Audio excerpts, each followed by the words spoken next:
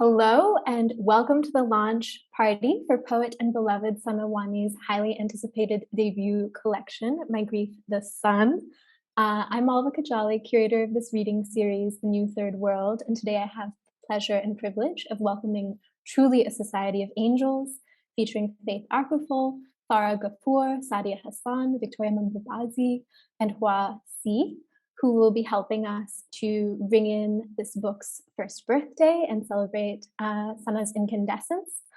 This book arrived into this world earlier this month with House of Anansi Press. If you haven't gotten your copy yet, or if you, like me, are carrying around a bootleg copy of your own devising, Jess is going to drop a link in the chat just for you. The publishers have really graciously offered a 20% discount, which you can apply by entering the code SUN20 as you check out. I also wanted to give a big thank you to House of Anansi for all of their generous support, as well as to the organization Poets and Writers, without whose help and generous support, this event would not have been possible. They make a lot of events possible. So if you are interested in running a poetry event or a workshop of any kind, I highly recommend checking them out. Lastly, though we are all convened virtually right now, as part of our celebration of Sanna's beautiful book, we're planting a field of daisies across the world. We're hoping that this will have roots wherever you are tuning in from right now, but we need your help. So if you'd like to help us do that and get some seeds and instructions in the mail, you can fill out a form that will be in the chat in just a sec. So before I pass the mic over to Sanna, who will introduce our readers and say a couple words to make them blush, I would be remiss if I did not say a couple words to make her blush. So I'm here to tell you I really can't say enough about her and this magical gem of a book. I can't recommend it highly enough. Sanna writes poems full of wisdom, full of prayer, grief, and the calm stillness of a person who has a relationship to spirituality, nature, and the self. These poems really capture a really interesting kind of eroticism, reminding me so much of the notes we keep for just ourselves from within our own private longings. They feel like one stop on the long road of lineage, part Aga Shahid Ali, part Anne Carson, some small shadow of Fez leaning over the whole thing. But they all come to you really in what feels to me like the intimate voice of one's own mother. These poems traverse so much geography, landscape, topography, and they have a real relationship to land, mountain, valley, but also they just as easily travel through the vibrational landscape we are all wandering within. It makes perfect sense then that Sanna's narrator is in search of a map and that this book of poems is what gives them to us. Her poems are populated by an assortment of capital F friends, or maybe capital F Farishte, another word for angel, which after all is another word for friend. In this world, hunger and materiality sit side by side, bumping shoulders, never quite agreeing. The moon and the ocean discuss history, try to remember its shape together. Grief is a friend, puncturing a hole in time through which we slip. The sky asks her a question. Before she has time to reply, the night steals the answer from her. And I guess in the past few weeks, I've been thinking so much about the title, My Grief, the Sun, and how Sanna's poems are littered with not just one, but many similar articulations and equations. And I'll list just like a few from her book. This is kind of a cento.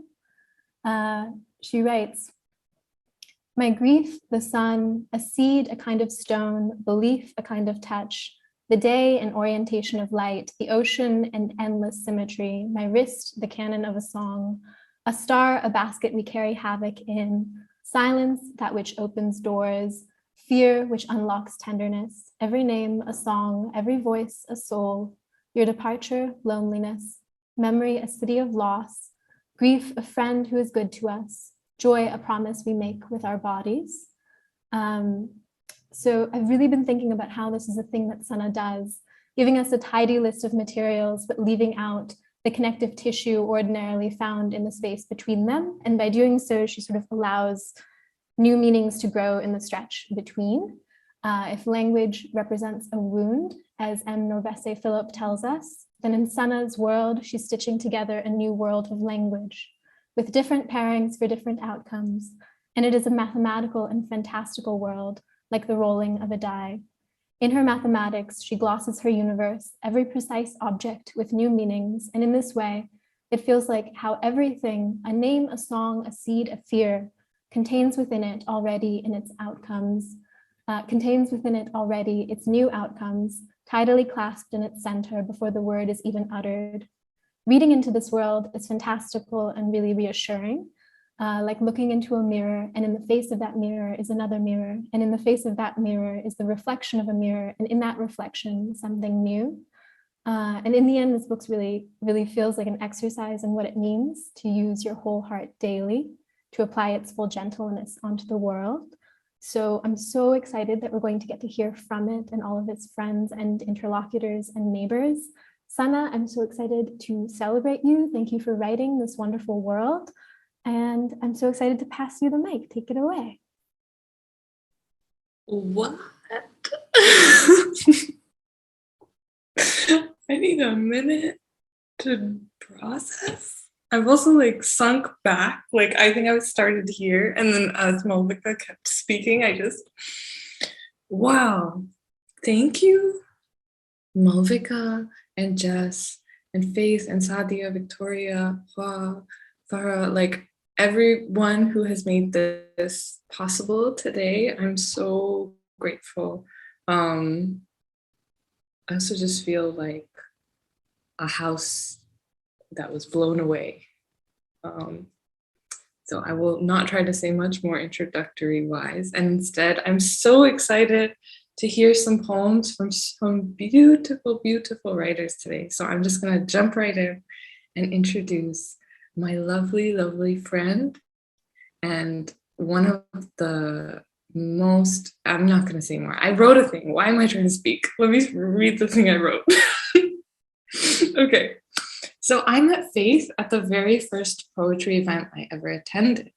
It was the Hart House Literary Review launch. It was a campus literary magazine, and Faith was a reader of this beautiful poem that I still think about and cherish, oddly. Like, I don't even think I remember it quite correctly.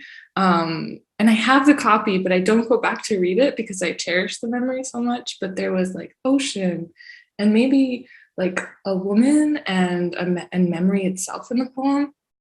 But what I really remember is that on the way out, Faith said she liked my shoes. It was so cute. And I just remember her smile, and then we went our ways.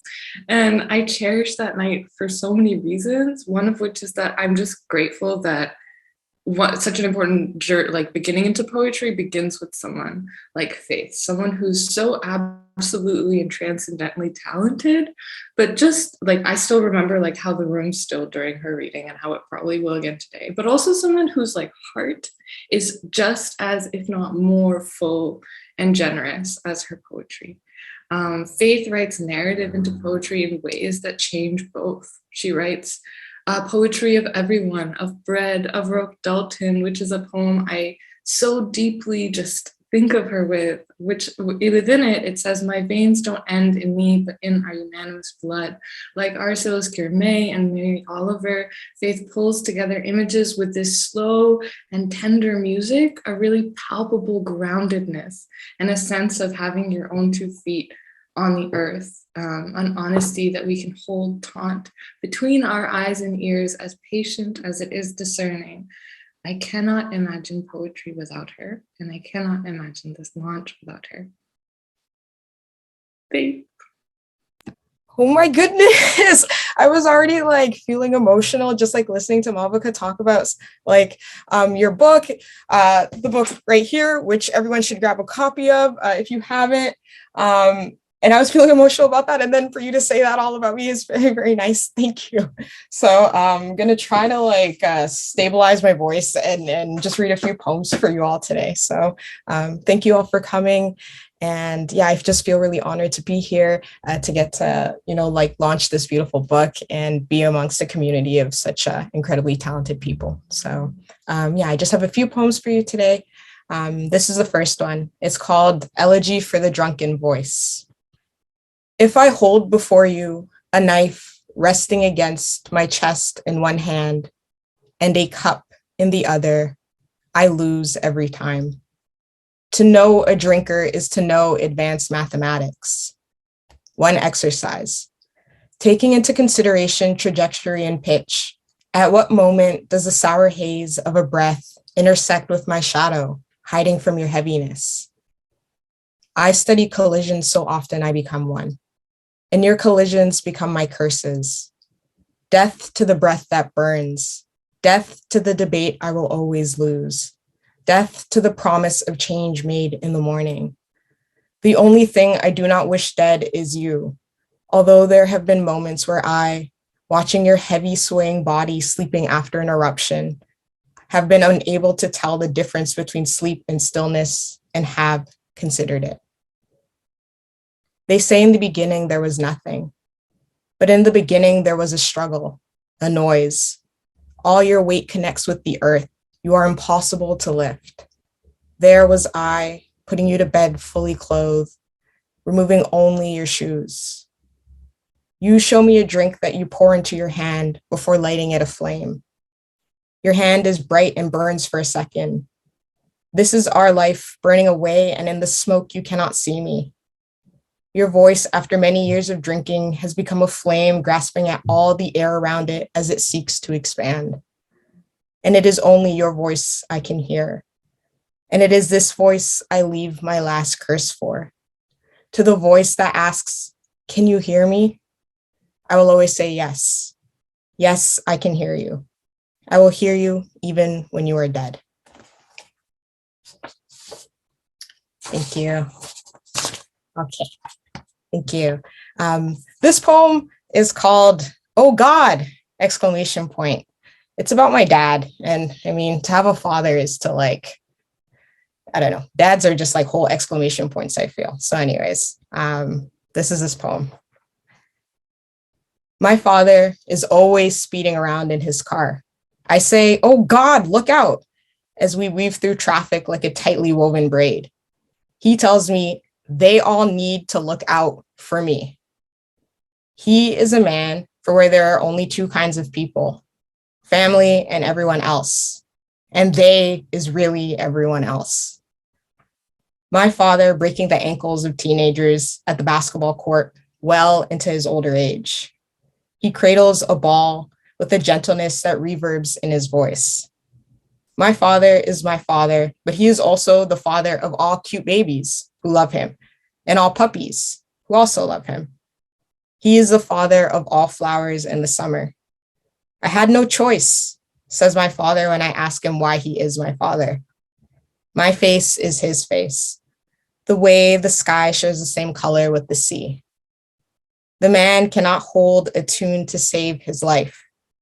When we are in the car, we sing together and make up the lyrics as we go until I have to yell out, "Look out," all over again. Oh God, oh God, oh God, how I love him.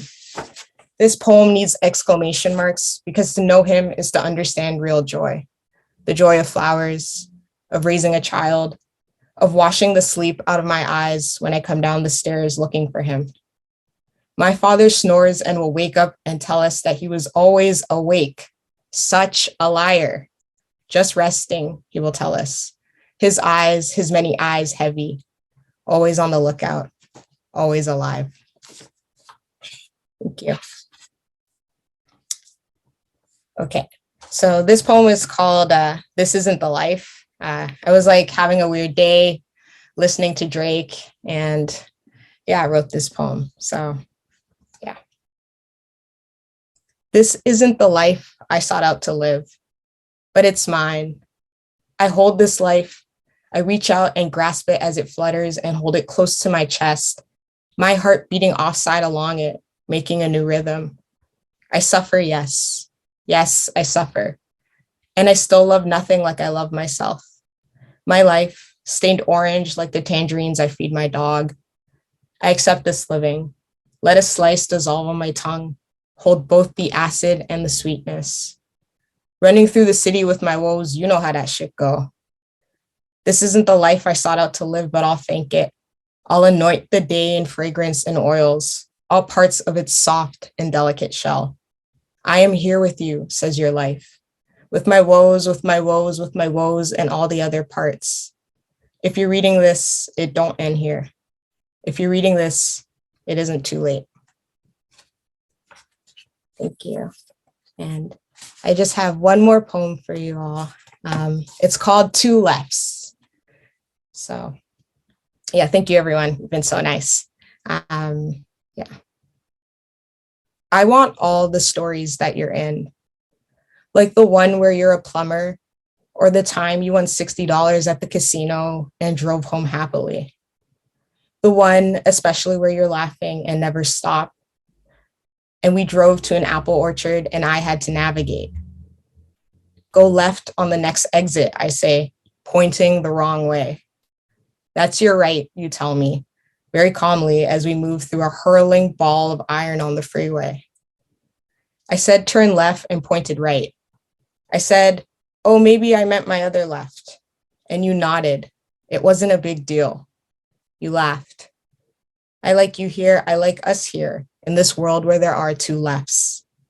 Perhaps these worlds don't matter to anyone else but us, which says so much about the way love asks to be understood. But I still have to say it aloud right here, even if it matters to no one else but us, that in every world where I know you, I love you. Thank you. I'm gonna need a second. This is gonna be me after everyone reads. Well, thanks, Faith. Thanks for holding our hearts in the palm of your hand and being so kind to them.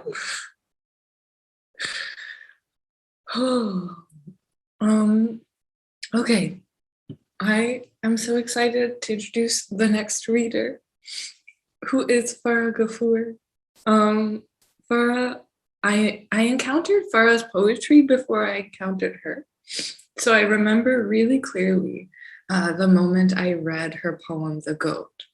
I remember the feeling first, this slow sense of devastation, like this strange sense of grief and wonder that I always feel when I read Farah's work, and the sense of being surrounded by a world that is so alive, it is almost frightening.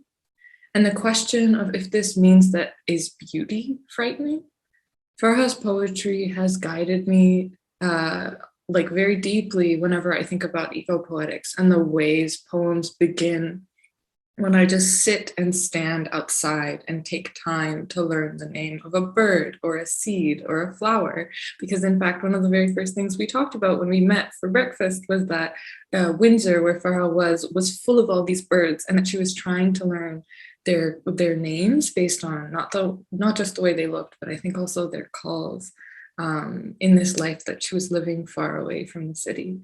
Farah's poetics are inextricable from politics, careful and devastating as they touch on topics that I can sometimes barely bring myself to think about most days. And I'm grateful. I'm grateful to be reminded that an important part of poetry is horror, Rilke's beauty and terror. We have a duty to investigate our horror, our fear, our worry as patiently as our love and tenderness. Because if we don't, we risk falling into patterns, lonely interiorities. And like June Jordan or Solmaz Sharif, Farah's poetry cuts across the paths that we run to inside us, to change them, to shift them, to relocate and release us where our heart sits, and how we might turn feeling into action. How we might learn to live in this lively and terrible world, how we might make it new again. Wow, syntax. This is Farah. I feel like you should have given me a warning because now you've succeeded in making me blush. So thank you for the generous introduction, Sanna. Sanna's book is unforgettable. It's so stunning, and it's literally as warm, as generous as she is. And here it is. And if you haven't gotten a copy yet, you have to. Like, this is like the debut of like the century. So if you don't get it, you're really missing out. And so the first poem that I'm gonna read is the one that Sanna mentioned, The Goat, and it's about Eid al-Adha. The Goat. What should I have said to the man in my grandmother's backyard after he emptied its head right into scorched grass? Maybe, why isn't there any blue before the blood browns? Or I'd rather not have watched. That afternoon, I ate well, and my heart was satisfied beating alone. Tell me how it is to crave this touch and take it. Your hands on flesh rising to meet you, opening up so willingly and closing around the cleaver. I wouldn't know. Someone could love me and I would seize, expose mooned eyes, take to closed doors and welcome home the short breath. This year has not made me a butcher. I can laugh in front of my grandmother at picnics with blood in my throat, remain good in the sun, around kids. I clean up after myself, barbecue what is left after the guests leave, throw the scraps to the dogs, and watch as they're torn apart. And the next poem is going to be about the Peshawar School massacre, which took place late 2014. Oxygen. The day is in full yawn. The day is a mouth that the boys jump into, their foul mouths cursing. The day is a panting plume of dust above their nicest shoes, above their cricket bats that glow with sweat when their mothers sweep them inside, their faces knotted in a dua or curse. The day had wrought Irani breath, sweet and fervent enough to pull at their kite strings as they bit into the boys' palms like blades. The day had a tongue that rang a school bell, and they yearned for its dry lips to press together and kiss their foreheads before bed. The day is in full yawn, which means the brain needs oxygen, and not a tongue like a gun, and not a school bus to be a yellow bullet. The day is a mouth until it is crushed by men who want to measure life in dominoes, and boys who fall one by one still in their uniforms.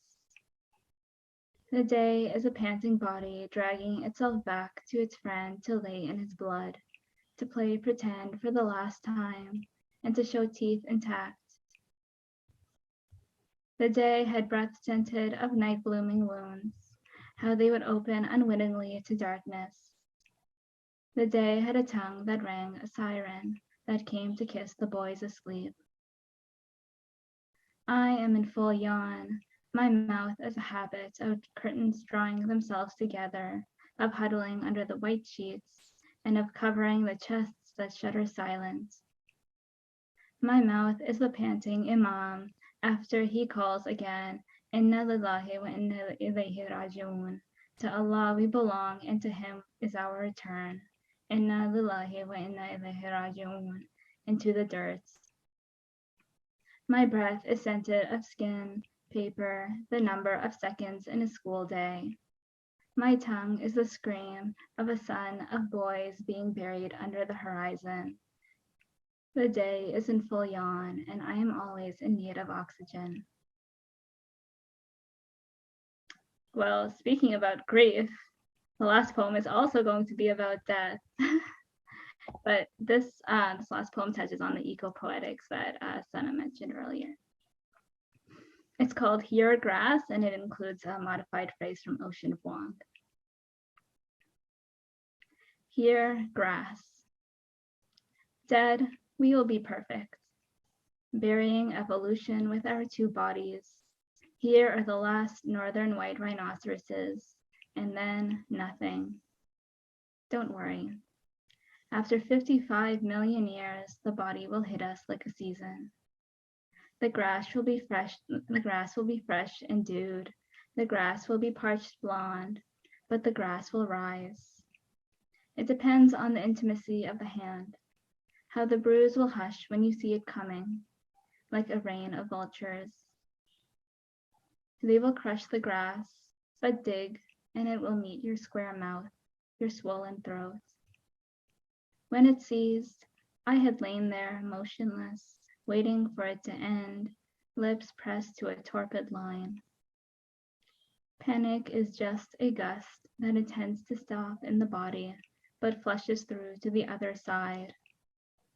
Panic is the grass of self-preservation. So naturally, we never want nightfall, the fatigue of the unfamiliar morning and its consumption. I live until the dark knocks and my body collapses towards the inevitable, towards the routine. By the daily shadow of the public, we will be held until our memory dissolves, so don't be afraid. After us, nothing will change. The horn will meet the skull, the calloused flesh the bones. The stone hoof will meet the grass, wherever it is, and we will be together. Thanks, everyone. Congratulations, Sanna. Thank you. Thank you so much for that reading, Farah. Wow. I just feel like I'm sinking in a great way. Okay. I will introduce our next reader then, Sadia Hassan. Sadia and I met through a workshop hosted by Claire Schwartz and Chase Bergerin on reading as world building. And the thing about Sadia is that she has this beautiful, lush light that just like fills every room, including Zoom rooms, as they are called, which pulled me to her through this class of very beautiful, wonderful people, and had me messaging her both during and after the class on just her intense thoughtfulness and gravity and grace. Sadia's words are always grounded in that particular thoughtfulness, a thoughtfulness that is as sweet as it is thick. Conversations with her make me feel like I can know again how limitless we are. Like I can be curious and a stranger to myself as well as a friend. And faith too in her work makes me feel like closer again to God in this stranger friend way. And it might be like someone I pass on the subway or someone I might meet at the summit of a mountain. Like her work is so grounded in this sense of the personal as the political, the storied as the historical. Like Ross Gay and Layli Long Soldier, this beautiful sense of devotion to love feels like it's at the heart of it, a kindness in faith, an open-handed earnestness to which you cannot help but turn and listen. And in listening is the learning, our most precious and fragile work. Sadia.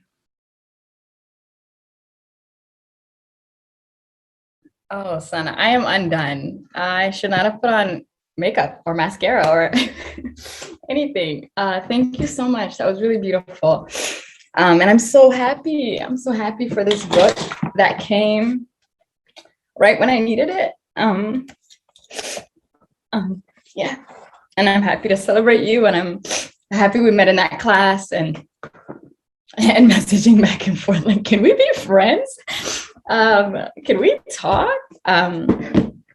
What I love most about your poetry is that it's like, it's philosophy, it's exegesis, it's a book of questions and questioning, and I never feel dumb when I'm reading it. And so I'm so thankful to be here today, and also thankful to witness all of these beautiful poets and to be in the room with everyone. So thank you. And I'll go ahead and get started. I will be crying. I don't even have tissues, but it's the day before Eid, you know what I mean? And so it's it's the time to cry. The first poem I'll read is Refuge Genealogy. Refuge Genealogy. Hi, Roxy. As it stands, two of my uncles upon asylum switched names. One smelling of smoked fish, the other in corduroy, the color of silt. One's name meaning beloved, the other reviver of faith. I lied. In the interrogation dungeon's muddled light, one wore a button-up, the other a button-up. Two men, neither related, took to each other like cliff swallows to a mud slip. One meaning no harm, the other servant of the most, blank. When asked to remember, blank said blank. was more handsome, the other more majestic. One lied about Lampedusa. It was the jubba which drowned his butcher, not his lover, suckling his new name like a teat in the mouth. One hung like a holster, the other man's hand in the back of his throat. One had always wanted, never received. One had always required, never allowed. One stroked my father's hairless forearm to keep from panic when officers demanded who could tell one rainy season from the next. Muscular with a band of gold chiseling his front teeth, a step sibling from Barawe or Balding or both are twins, each from a different mother, or maybe they share a blank from a fishing town. Or one's blank has died of tuberculosis, but only blank has changed both his blank and his blank. Which means blank arrived severed from his tribe while the other was intercepted. Each has a birthmark, but only one has a child, marriage within the year. Blank trades bus fare for lottery tickets, sending money to blank on their birthday. They confuse January for July. I sit thumbing through family albums, recording indecencies, compiling notes. Homeland Security wants to know if I can repeat that again. Which blank took what plane, when, from where, and why? Blank says, write the poem, tell your story. They know everything already. Never, be careful, the poem is tapped. WhatsApp devotional. I love WhatsApp. It's the only way I ever know what my aunts are up to, the shenanigans. WhatsApp devotional. So this poem is on two sides, and I'm trying to capture like what's said and unsaid in the stories that are passed down to us. World Relief told us kids should ride the bus. Audio 127. The last wedding I attended in place of you. Hopeful, he who fortifies water would tend the nook of your thirst. But our mothers walked us, being that we would return scraped, flinching at shadows. Secure yourselves. The afternoon, she saw kids spitting in my hair through the window. Where I cannot protect you, abundance. My mother promised to ride the bus with me. Soon it was a caravan. In this world and the next, the police met them at the school. Every tree one burdened with fruit, every intention barring ill will. The same police who watched our mothers run after buses in the cold some mornings. Never lose what hope you came to acquire. In court, their admission. After ease, hardship, and ease after. They held him down, my cousin pummeled, one limb dressing the other. I have no memory of scratches, still smile at the mention of school. Your hands, the hands of a donkey. I ride the bus now thinking, be studied against your enemies. What can you do? When made to answer for our privations, bear witness on my behalf. I did not damn you, but had only the one life. Thank you. I want to read I Aperture next. Been thinking about erasure and like what's captured through like family photographs and what's left out. I Aperture.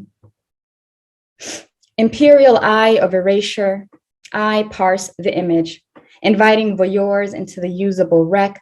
I stand with ease, beyond the break, wanting empathy at the ripening sight.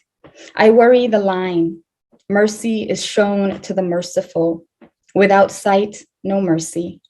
Knowing God gives the prayerful themselves, an eye for an eye. Refuse the archive's refuse.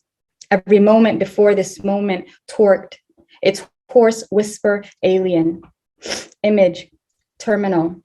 Image, departure. Aunt and cousin en route to London. Image, crisp collar, bone light. The ocean, a deep black implication against the night. As a girl, I spoke, hardly listened to. Now I swallow the nominative and diminutive silence with my mouth. I obscure the myth of home, beg the commonplace. In this story, Eve is not cast away, takes the stairs into the abysmal chaos of family gatherings. Shaking her 1,000 crowns says, no, no man is the first, though I was the age of my cousin, and he was young, barely 10. When the reckoning took hold, no man is the first, but this man was not yet a man, only older. I was a stuffed bear in height, the mirror's doubling image, my mother's sister beholding a weapon of war and smiling, unpictured, Kakuma's haunting presence, the camp, its blue tarp babble, its mud stink. I became all at once. I blinked, mothering my mother, my image immaculate. Against America's bright light I shone, capable, vocative, confronting ghost time. Why you mean to I among we? When they leave, it is you, bringing mints, asking, hold this and this in your mouth. I look up and believing I am 8, I am 12. Between my legs, each man builds his own boatless empire. No man is the first to drown I. Jettison the essay, inherit the poem, hold vigil over the girl whose body the opening light passes through. Thank you guys so much. And Sanna, congratulations again. Thank you. Thank you, Sadia, for just sharing that gorgeous, gorgeous work and sharing yourself with us today. And your beautiful cat, Roxy, who I literally cried when she was just looking gently your shoulder. Wow. Okay, I will read what I'm so excited to share is our next reader, Victoria Mbabazi. I'm so sorry. Immediately, so sorry. The practice. Wow. Okay. Victoria, who I had the absolute joy of meeting just a few weeks ago when they were visiting Toronto. I'd heard of Victoria and their work for a couple of years. We'd run in adjacent communities in Toronto, Scarborough, Guelph, Ontario more generally, but it was towards the beginning of the pandemic that I really connected with your work. And it was this one, it really, like, it was more generally, I think we like followed each other, but it was this one particular post that I chatted to you about the other day, which was this song that Victoria had written and recorded and uploaded to Instagram. And I think I listened to that 40-something second clip like 100 times. Like, number one fan of that song, because it was so special to feel so close to someone's voice and the sweetness of the lyrics and the chords and the way that it all came together to feel so excited and moved to find a poet so in touch with music and musicality as Victoria is, and how such deep musicality connects to feeling. And as we talked about, sometimes to being a Pisces. And I love Pisces. I love astrology, and I also love the way Victoria writes astrology and fun and joy and love into their work. And I'm constantly astounded by the wit, like formally and content-wise, that I feel like is at the seed of their poetry, a wit that is equally capable of delight as it is as it is other things. And their poem, Sunlight, published by Peach Mag, is one of my favorites. And it's the way like a playlist and a nomination and a camera in the morning, everything can coexist in Victoria's work, like a field of flowers visited by our eye, a perusing bumblebee under an embarrassing sun. I hope Anchor can be deep asleep again, and I hope that we can steal feeling after feeling after feeling. Tori. Thank you. That was really sweet. I'm a little overwhelmed. Yeah, thank you. Thank you so much for inviting me. And I'm really happy to be here today to celebrate your book. I lent it to a friend right after reading it. I finished it in like 2 hours, and I just really wanted everybody to read it. But yeah, I'm going to start. I have 5 poems. The first one is an astrology poem. So it's about the 5th house. It's called Game Night at the 5th House. Do you want me to put the poison in the wine I'm drinking or in the beer you'll drink later? Are you still mad at me?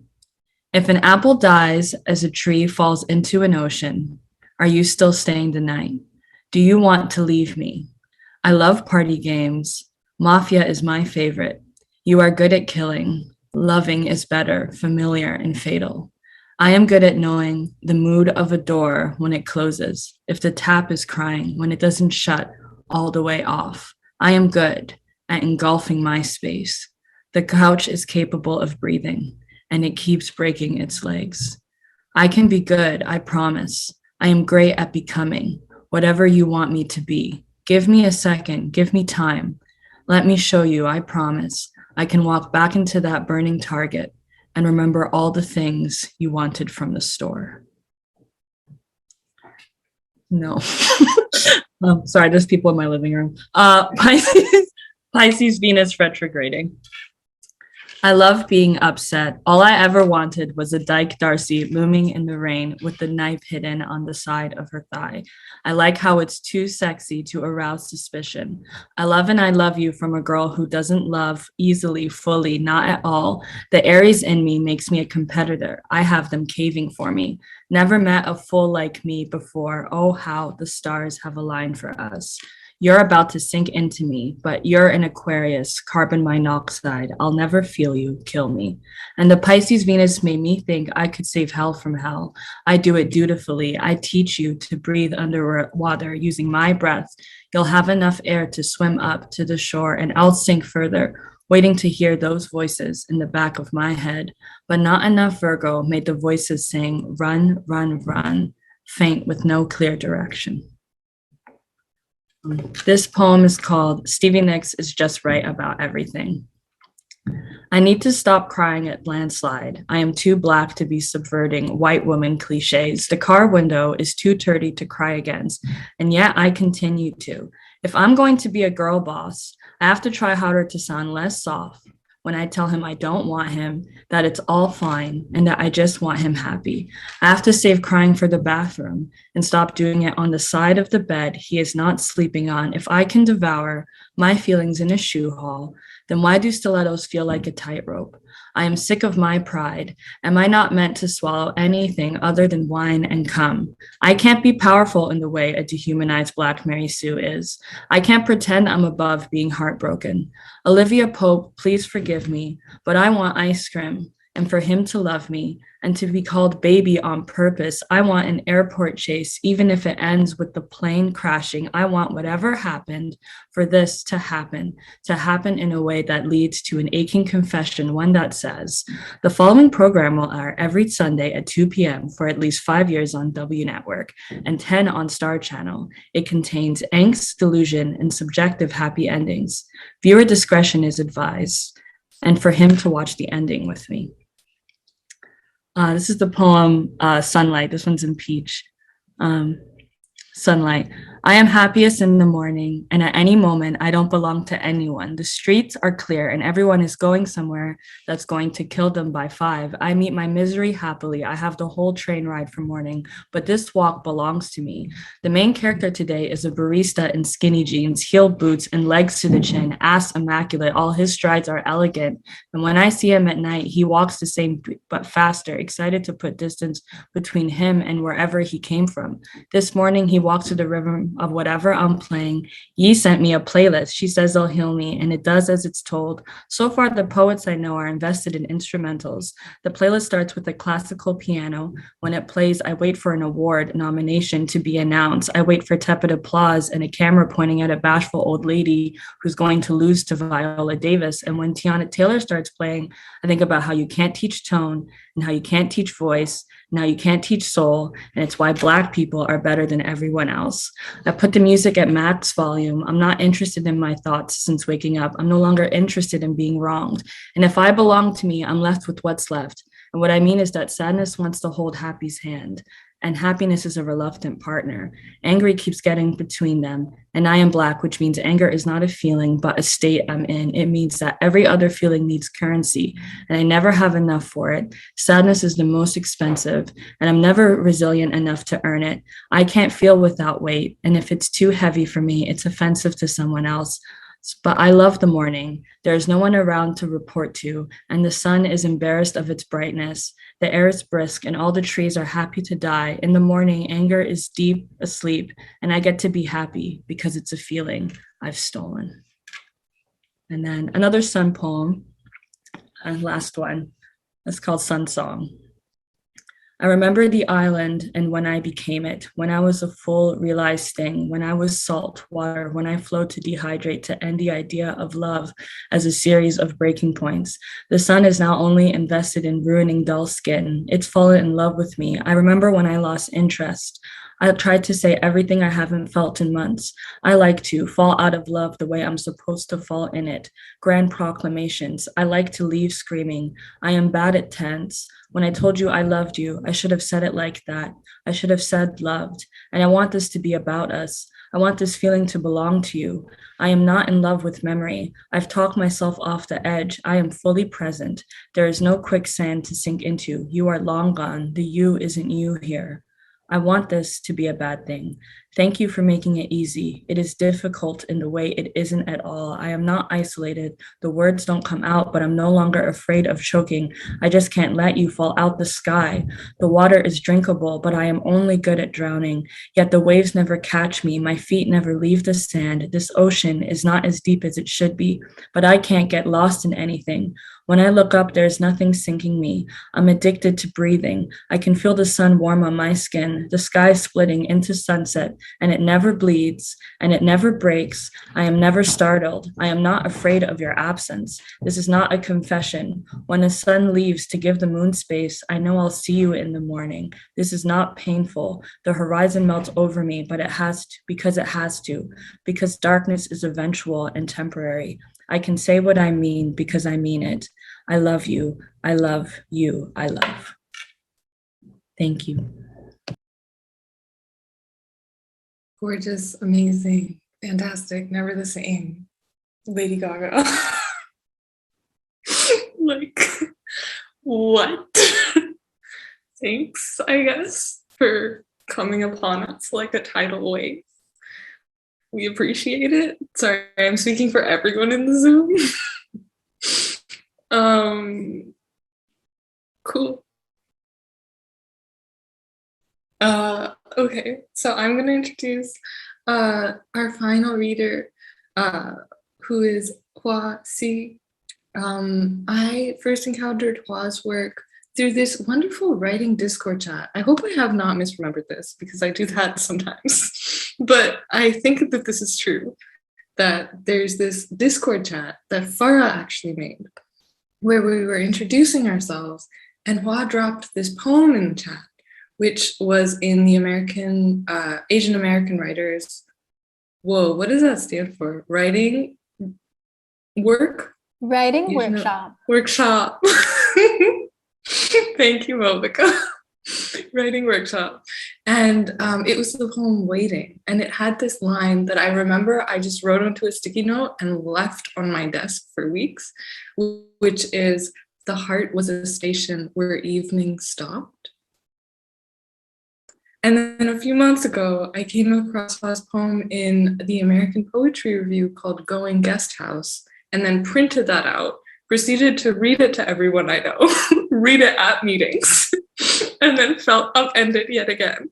Who was this poet? How did they have the clouds in their voice? Their poetry, like their beautiful paintings, have this feeling of like being in the world like a breeze, this sense of passing, but also of dissolution, of not quite knowing where one thing ends and another begins. And in Hua's poetry, I feel again not only the lightness of being, but the journeying, the root of that word being day, the root of day being to burn or to shine. And all of those slow turning tides of language remind me of Hua's work and the attention that we use as poets to loosen language, to let love in, to let love visit us, to visit love, and Hua's poetry restores my faith.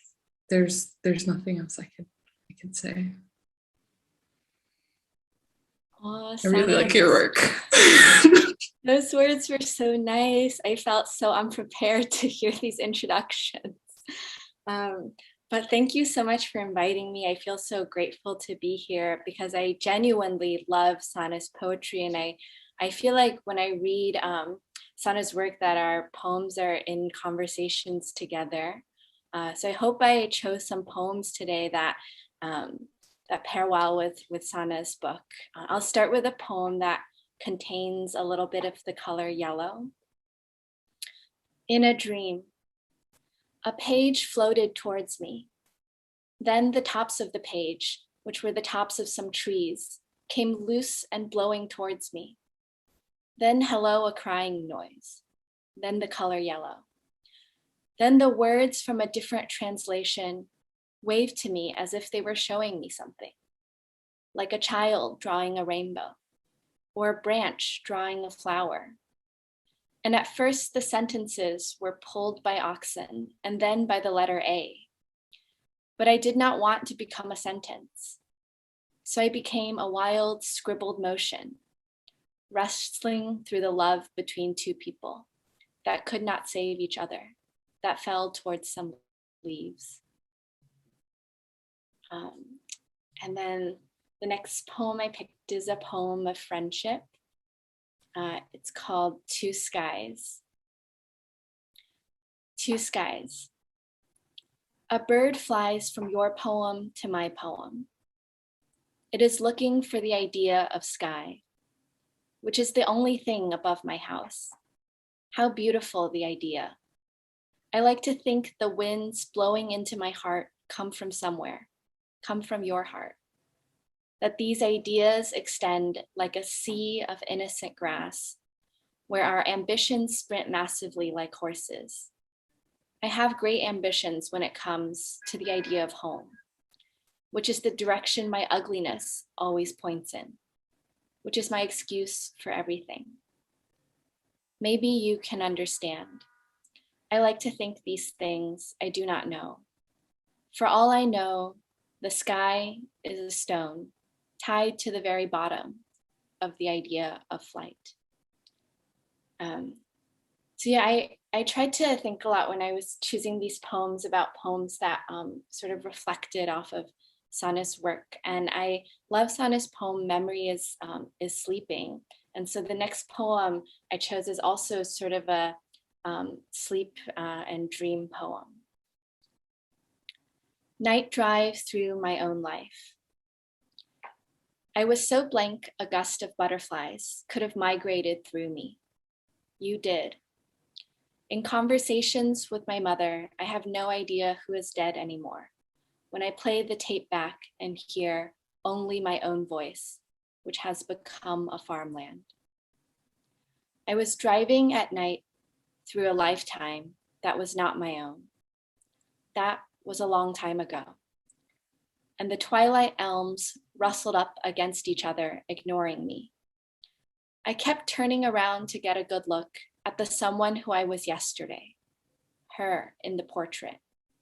Here, I'll stop for a while just to watch the last winter on the branch become an orange, watch our memories growing up. Now she is an actress in a falling scene. Now she is busy with something other than being alive. And then I had one more poem, which I feel is really apt because I was going to read Waiting as the last poem, and I didn't know Sanna was going to mention it in the intro. So I feel like we really are on the same wavelength in some ways. And I had chosen this poem because it was a poem with a lot of loss, but also I think a lot of sunlight. And I think that captures Sanna's work. Waiting. After Hajin. How do you look away from the night, the house that has no windows? They say, if you want to live, most of your life will be waiting. At the door, like a dog. I waited for love. The heart was a station where evening stopped. Outside, snow collects on the orange trees, a snow that fills the invisible ancient forms. I crawl upstairs to the bed that loneliness slept in, follow the dark through unlit streets. As a child, I heard a doctor tell a pregnant woman that endings look for a body to land in. In a novel somewhere, a woman is waiting for an ending that arrives in the middle of the story. My landscapes end in the long nights my mother waited tables. She would pause to stare out at what I now understand is a door to where this life contains your next life. Those years gaze up at me like a hound. The centuries watch as we walk off the sheer cliff of them. My eyes adjust to the dark, but my heart never. Thank you so much. Everyone give it up for Wasi. And for all of our glorious readers, I feel like I have a new metric for the poetry readings I love most, which is everyone's got to cry, one by one, like dominoes. But thank you all so much for coming out here and sharing your gorgeous work and participating in this like beautiful project of being earnest and loving together. I have the privilege now of introducing the woman of the hour, Sanna Wani. But first I wanted to say, what beautiful poems. I love that line, the bird flies from your poem to my poem. And I feel like that could be very much the tagline for this entire afternoon we've all spent together. So this reading series, it gets its name and its kind of vibe of espionage and co-conspiracy and friendship across distance from the non-aligned movement and the history of anti-colonial networks of friendship and solidarity. And I feel like this actually feels really appropriate to how I met Sanna. And it feels very appropriate to what we're all doing right now, convening across the World Wide Web from all of these different places, this like collection of immigrant children washed in the ambient of the post-colonial world. And you know, I'm so lucky to like share this space with you. Okay, how do I explain Sanna? I came into Sanna's orbit some months or weeks or years ago, and since then I've been so like, honestly, I've thought of this as like very much a blessing. I think we came into each other's orbits either on Instagram or in this like world of like vast Zoom readings, or just in like the secret pact held between all immigrant daughters, even if they're not in the same nation. And in such a short while, she's become such a vital and brilliant and important friend to me and kind of a writing guru and necessary interlocutor. I'm a very shameless person, so Sanna reads everything I write and really sweetly has become this like essential cog in how I think about writing and how I think about thinking and how I think about friendship, and that's been very tender for me. She has this like innate skill of listening in on all the right places, of like tapping very softly where there is something more and like invoking a garden to grow. And I feel like this is the vibe that resonates throughout her entire collection of poems, which I highly recommend you go pick up if you don't have it already. Yeah, I really feel like Sanna could tap the desert for its hidden membrane of water just by knocking politely, and it would come flowing out like, here I am, I'm the river you wanted. And it's so, so special to be in conversation with you and get to be in your magical orbit. And I hope that your magical orbit is like a space that we can all live in and write from for many years, but it's been such a blessing. Everyone give it away. Give it up for Sanna Wani. Sanna, take it away. Oh my goodness. Oh my actual goodnesses. Thank you, Malvika. Thank you everyone so much for being here. I know we're running a little over the hour, so I'd just like to put into the virtual world that like, if you have to run, you have to run, and I love you deeply.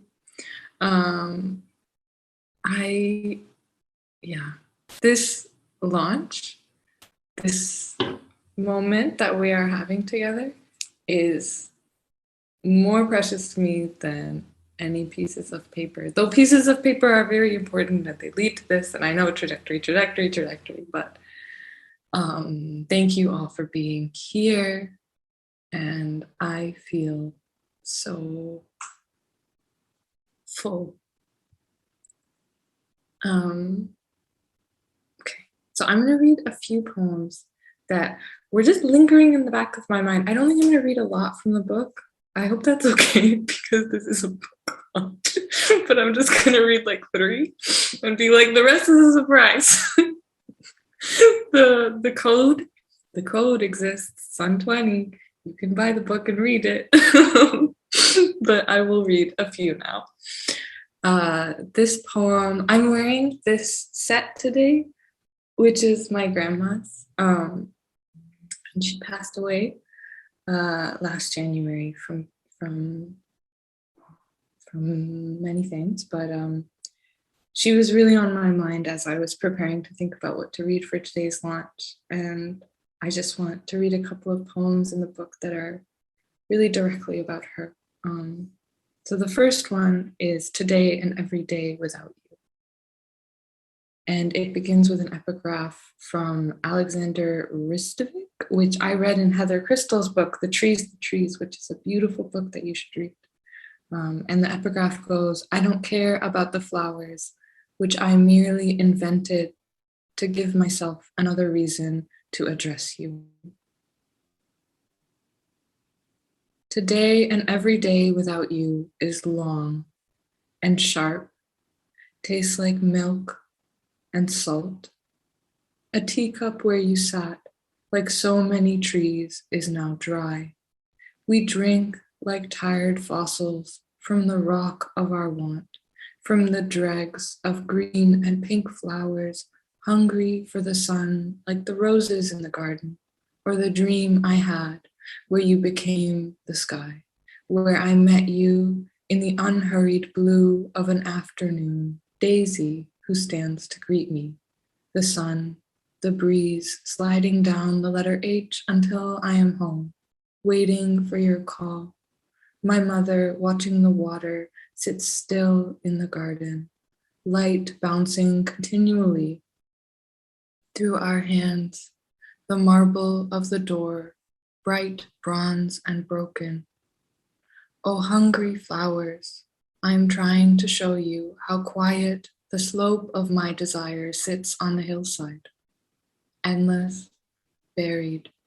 There you are in every beautiful thing, wearing the light. Again, I am watching. The trees again, the sky is calling for quiet. The morning, like everyone's eyes, the door shut tight, only the daisies unfurling, watching as I leave.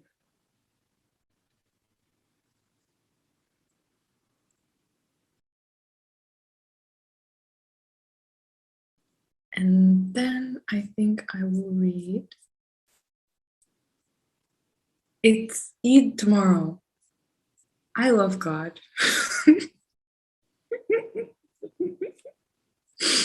So I'm gonna read a poem about that. How about, I'm gonna read this one, sorry, I was deciding. Where is the key for our understanding? Look at the lock. No one can prove tradition. Nothing can be located, not even the spot from where God left the earth.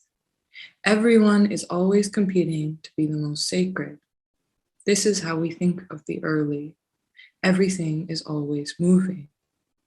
The idea of you was not new, but it was arriving someplace it had not been, like inside us, where it could strike root, where it could blossom. God is the exalted and absolute other.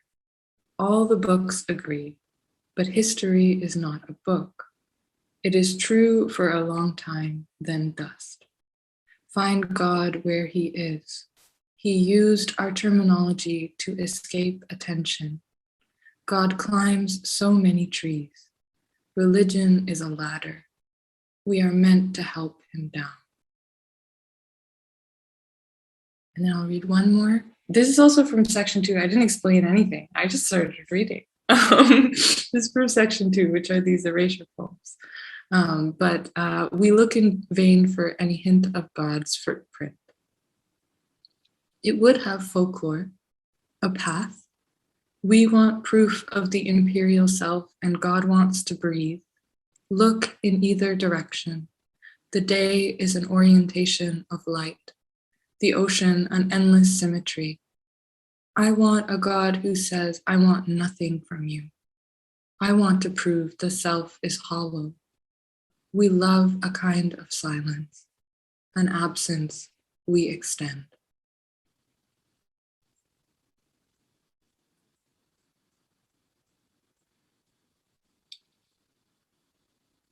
Cool. I told this story before the reading started, but I had a copy of my book, and then my nephew took it to his school for poetry section in class, and then I have never seen the copy of my book again. So children, they'll probably do something great with it. I'm reading off of this PDF, which I will just scroll to the poem that I want to read in the last section of the book. Which are the last 2 poems of the book.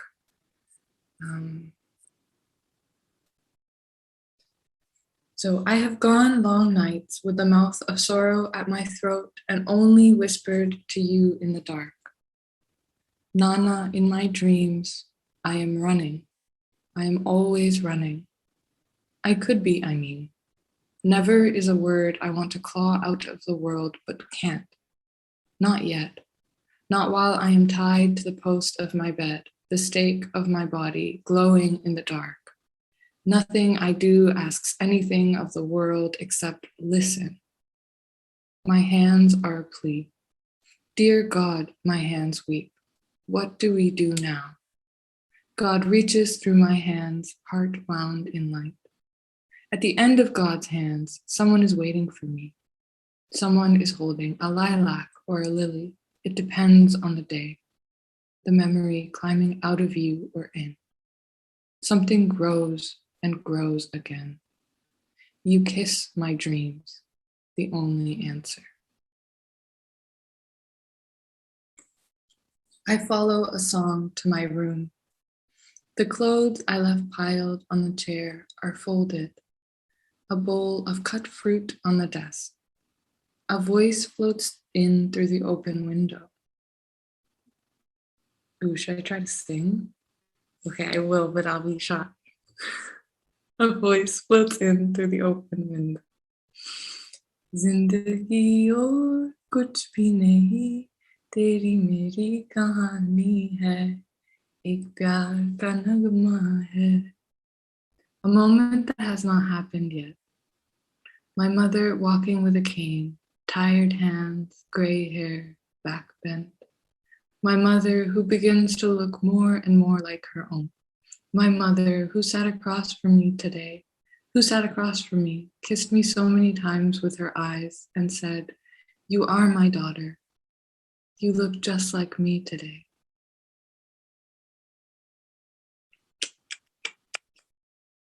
Kisses. There's a book. I would be glad if you read it. Thank you all for being here. You're so beautiful to me. Sanna, I know you had a secret question. Do you feel like asking it? We had this idea that we would chat and chit chat, and if needed, I would provide a question. And my question's from the book. In one of the poems, there is a question, what increases our bewilderment? So I wanted to know what increases your bewilderment today? What is increasing your bewilderment these days? Open queue. I can start. What increases my bewilderment? Constant, I mean, this is going to sound very boring, but just like constant like involvement in the world, which is, I don't know, as someone who can like be kind of a recluse, like I'm always convincing myself that I know everything about the world, and then I gain an experience or I continue to be a part of the world. And I'm like, oh wait, I actually know nothing. So yeah, I think constant involvement. Yeah.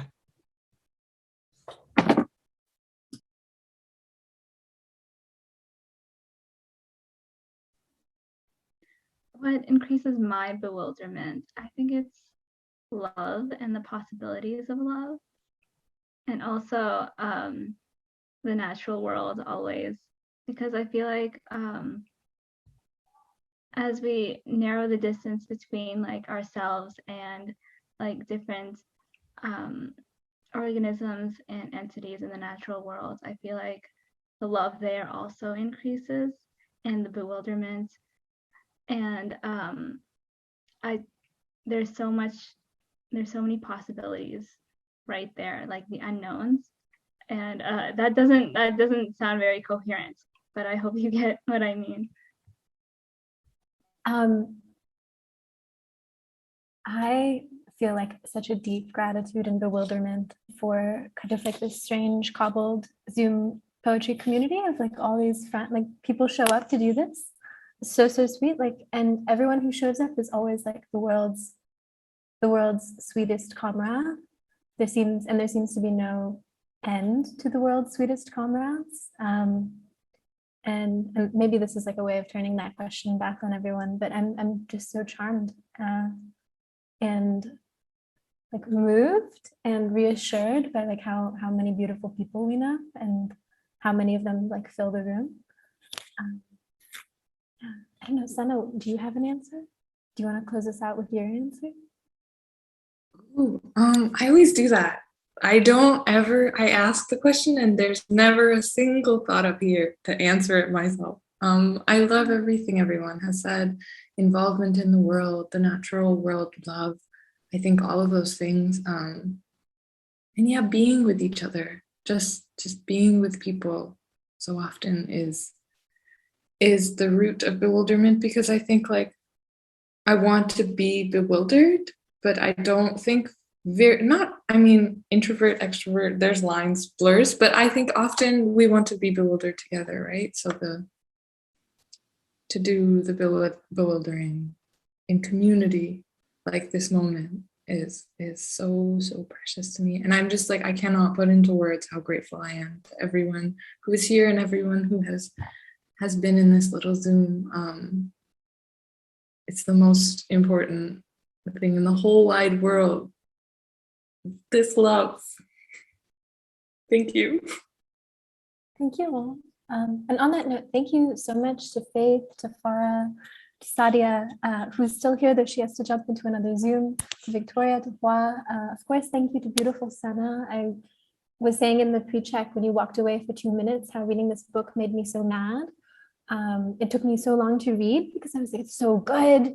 She's so young. It's every line of it is just like, it's like gospel. It's so beautifully written. But, you know, remember that you're a blessing. Thank you so much to all of you in the audience and in the chat for sharing this space with us. There's some really beautiful answers in the chat right now. And thank you to all our lovely friends at House of Anansi and Poets and Writers.